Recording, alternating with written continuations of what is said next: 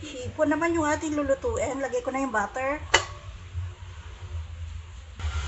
Tunawin ko lang yung butter. Mas masarap pag maraming butter. Kaya, ayan, sagana yan sa butter. Tunawin ko lang bago ko ilagay yung ating bawang. Mahinang apoy lang para hindi masunog yung ating butter. Ang bango. At pag natunaw na natin yan, ilagay na natin yung ating bawang. Yan, pwede na. Yung ating bawang. Haluin lang natin maigi hanggang sa lumabas yung amoy ng ating bawang. At pag okay na yan, isunod na natin yung ating hipon. Ayan. Ating bacon. At syempre lalagyan ko na yan ng pampanasa. Ang ating paminta.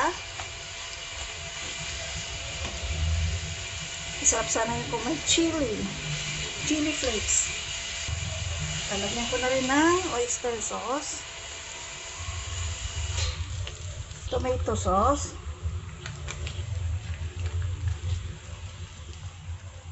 konting asin. Ayan, konting asin lang. At syempre haluin. Tansya-tansya lang muna. Magdagdag na lang mamaya kung kinakailangan. Haluin lang. At pag nahalo na natin lahat yan, lagyan na natin siya ng soda. Isa sa magpapasarap sa ating sauce. Ayan, medyo makalat yung ating lutuan. Ayan, lagyan na natin ng soda.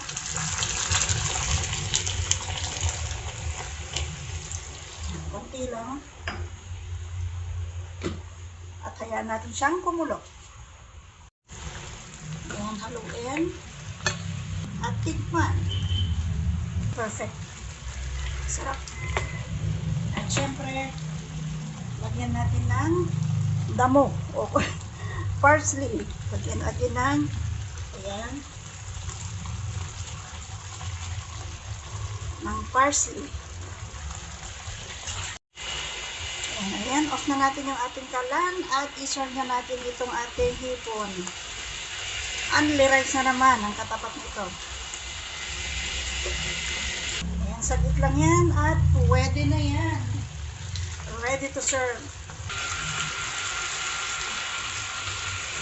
Sarap.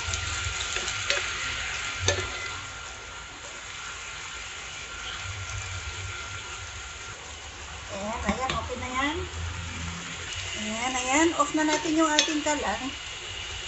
Ayan, oh. Wow. Ang only rice pa. Ayan, thank you so much for watching. Kain na tayo mga kaibigan. At ito yung aming tanghalian ngayong Friday.